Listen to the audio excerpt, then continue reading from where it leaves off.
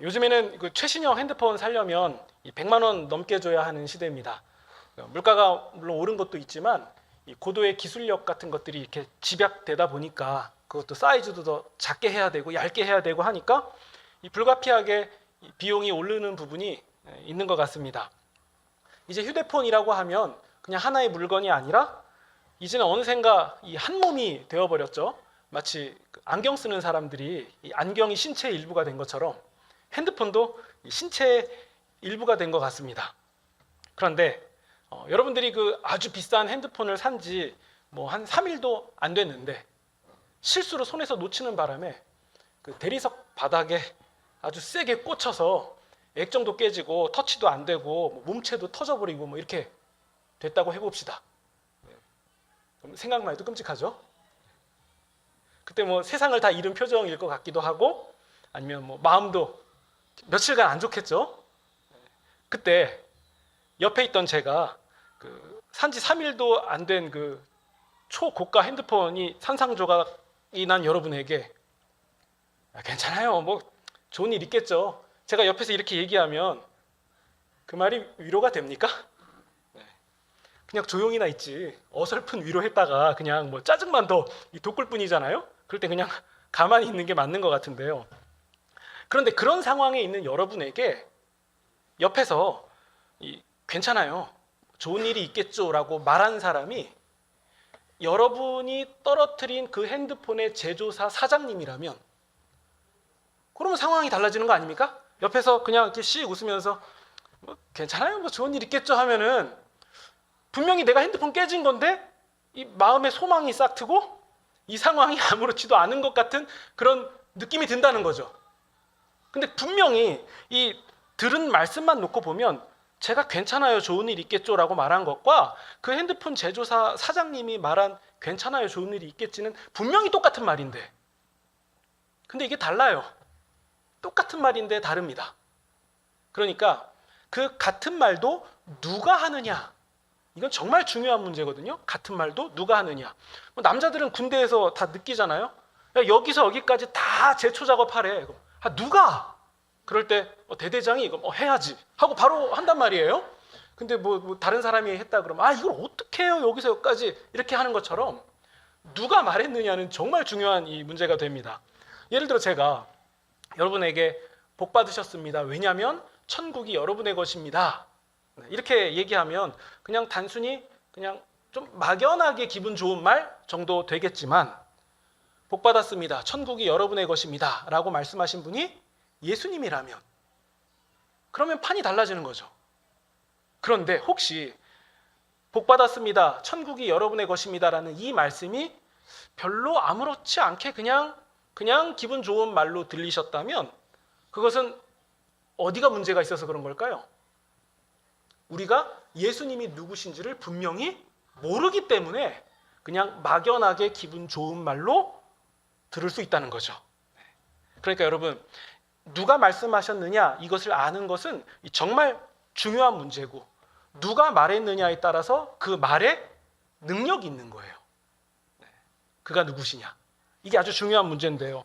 지금 우리가 이 누가복음을 이 순서대로 가면서 8장부터 이렇게 진행되면서 이제 누가복음의 저자 누가가 누구시냐라는 문제에 집중하고 있다는 것을 우리가 느낄 수 있는데요. 예수님이 풍랑을 잔잔하게 하신 사건은 이 제자들의 이런 질문으로 마무리가 됩니다. 그가 누구시기에 바람과 이 파도가 잔잔케 되는가? 그가 누군가? 라고 하면서 이어지는 그 이야기는 군대의 귀신을 제압하고 그리고 의원도 고칠 수 없었던 혈루증 걸린 여인을 고치시고 그리고 야이로의 딸, 죽어버린 야이로의 딸을 죽음에서 생명으로 인도하시는 이 모든 일들이 이어지는 것은 이 누가복음의 저자가 지금 한 가지 사실을 말해주고 있는 거예요. 이분이 누구냐? 바로 이 일들을 행하시는 이분이 누구냐? 그리고 우리가 지난주에는 숫자 12이라는 그 개념을 통해서 누가복음의 저자가 더 의도하고 있는 바를 뚜렷하게 보지 않았습니까?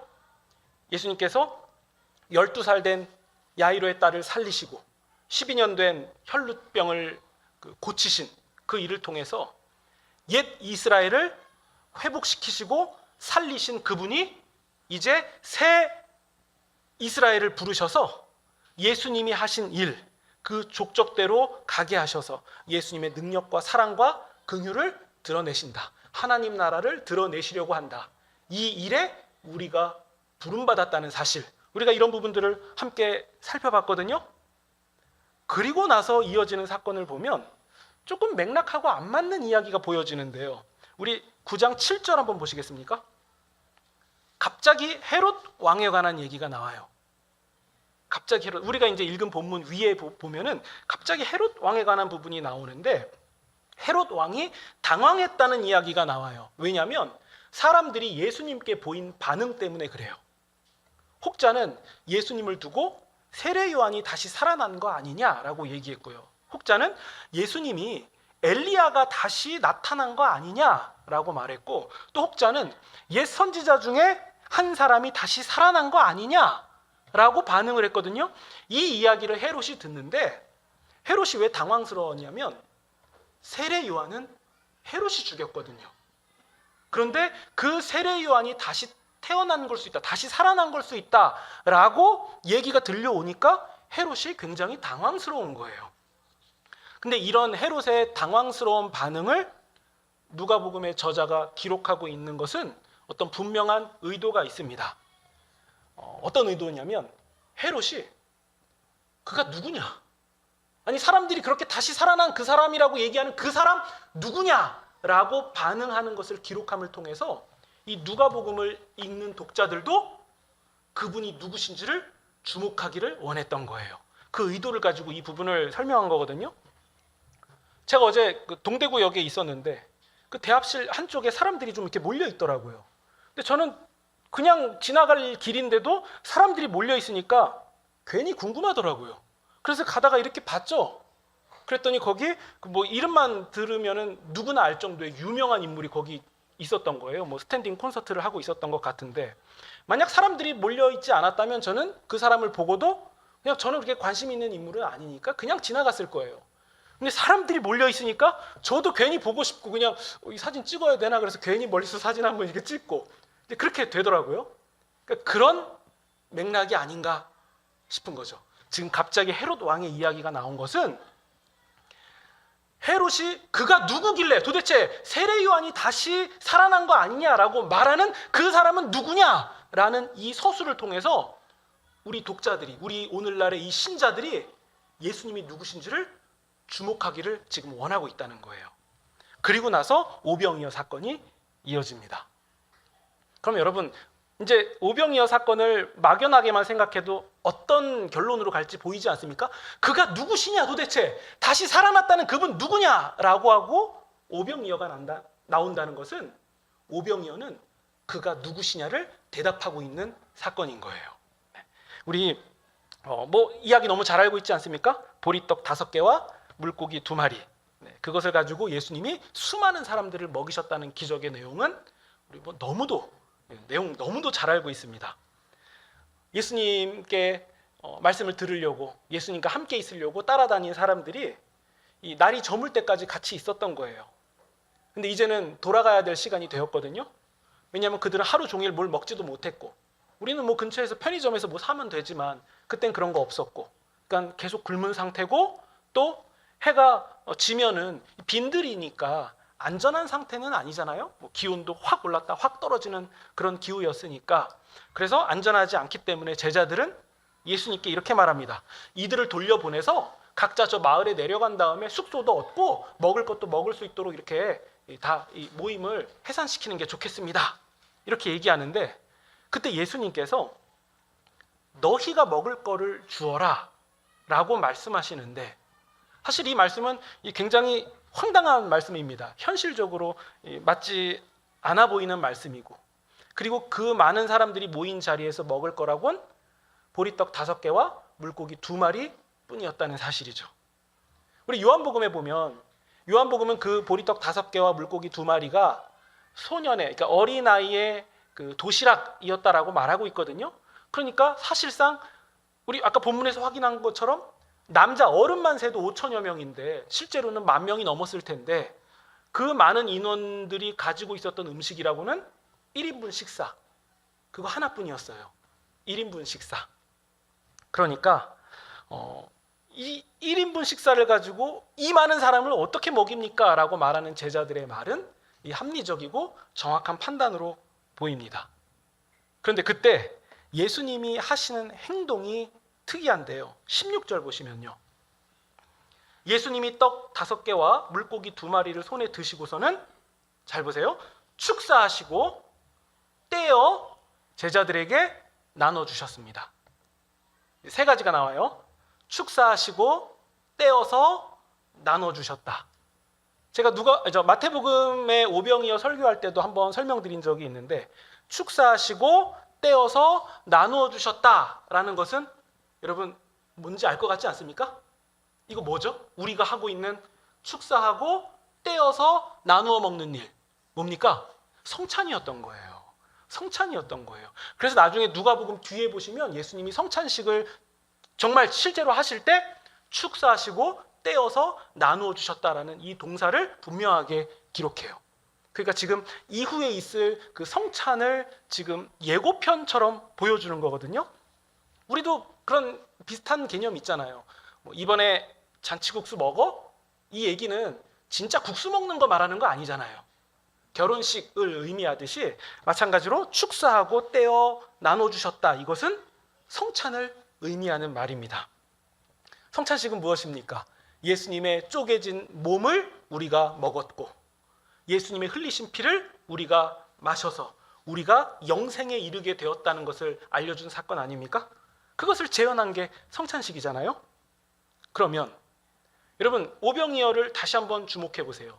1인분 식사를 가지고 그 모든 사람이 배불리 먹었다는 것은 이게 상징하고 의미하는 바가 있다는 거예요. 즉, 한 사람이 모든 사람의 결핍을, 한계를, 제한을 충족시키는, 채우시는 사건이 일어날 것이다. 한 사람의 생명으로 모든 사람이 생명에 이르게 되는 사건이 일어날 것이다. 이걸 지금 예고하고 있는 사건인 거예요.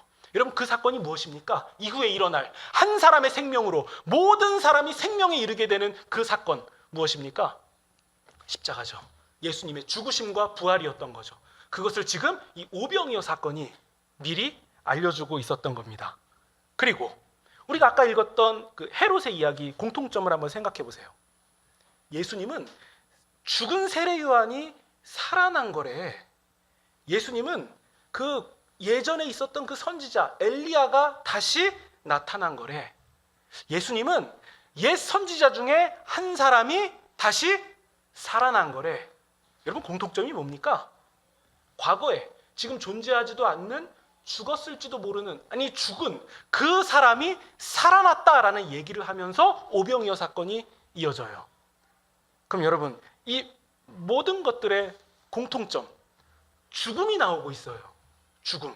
그리고 또 하나, 여러분 오병이어 사건 뒤에 18절을 보시면 이제 예수님이 직접 말씀하세요.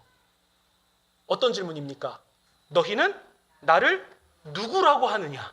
그러니까 이제 누가복음의 저자가 무엇을 지금 뚜렷하게 드러내려고 하는지가 보이지 않습니까? 예수님이 지금 주목하시는 것은 너희는 그럼 나를 누구라고 하느냐? 그때 제자들이 하는 질문을 보시면 똑같습니다. 죽었다가 살아난 자들이 계속 언급이 돼요. 그리고 또 이어지는 여러분 22절을 보시면 이제는 예수님이 아예 노골적으로 직접 말씀하시죠. 죽임을 당하고 제3일에 살아날 것이다. 예수님의 직접 서술로, 사람들이 했던 서술 말고 이제는 이 간접적인 서술이 예수님의 직접 서술로 인해서 완전히 딱 쐐기가 박히는 거예요. 죽었다가 제3일에 살아날 것이다. 그럼 여러분 마치 그 믹서기에 그 재료 여러 가지 넣어서 갈아버리면은 하나로 쭉 귀결돼서 나오는 것처럼 지금 여러 가지 단서들과 재료들이 한 번에 모여서 지금 하나로 모여 나오는데 그게 무엇입니까? 예수님이 누구신가? 이분은 죽음을 이기시고 사망 권세를 이기시고 죽음에서 생명으로 일으키시는 분이다. 예수님이 누구시냐? 사망에서 생명을 일으키시는 분이다. 사망을 사망케 하신 분이다. 죽음을 이기신 분이다. 그러니까 이 모든 이야기들이 하나로 귀결되고 있었던 거예요. 예수님은 죽음을 이기시는 분이다. 죽음을 이기시는 분이다. 그럼 여러분, 이렇게 얘기할 때 누군가는 이렇게 말할 것 같아요. 그게 되겠는가? 죽음을 이기는 게 되겠는가? 근데 혹시 이 당시에 누군가 그렇게 질문했다면 그거 될 수도 있는데요? 라고 머뭇거리면서 말할 수밖에 없는 한 사람이 있어요. 그게 누구냐면 베드로입니다. 아니, 한 사람이 아닌 것 같아요. 베드로와 야고보, 요한도 될 것 같아요. 보시면요, 우리 지난번에 야이로의 딸이 살아날 때 그때 예수님이 못 들어가게 하고 몇 명만 들어가게 하셨잖아요. 그 중에 한 사람이 베드로입니다. 베드로는 봤어요. 분명히 죽은 딸인데 예수님이 잡아서 일으키시는 상황을 봤습니다. 그리고 예수님이, 여러분 그 기억하세요? 제가 잘 모르겠다고 했던 구절, 죽은 자를 일으켜 세우신 다음에 예수님이 당부하시기를 이 일을 아무에게도 알리지 마라, 이렇게 말씀하셨잖아요. 그래서 아니, 이렇게 좋은 일을 왜 안 알리시지? 이런 의문이 생기는데요. 여러분 21절 22절을 보시면요, 예수님이 아무에게도 말하지 말라라고 명하신 다음에 죽으심과 부활을 말씀하셨어요. 그러니까 이 아무에게도 말하지 말라라는 이 말씀을 예수님이 하실 때 베드로는 뭐가 생각났겠습니까? 야이로의 딸 사건이 생각났을 거예요. 그리고서는 베드로는 예수님께서 너희는 나를 누구라고 생각하느냐라고 질문하실 때 베드로는 20절 보시면 예수님은 하나님의 그리스도이십니다 라고 고백한 거죠. 야이로의 딸이 살아난 사건을 기억하면서 예수님은 하나님의 그리스도십니다 라고 말했을 것이 분명합니다.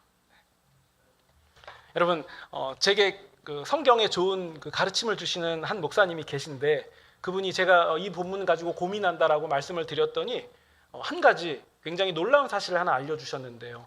우리 13절 보시면 제자들이 너희가 먹을 것 줘라라고 말씀하시는 예수님의 말씀을 듣고 제자들이 뭐라고 얘기하냐면요, 이 모든 사람을 위하여 불가능하다라고 말했거든요. 이 모든 사람을 위하여 불가능한 일입니다.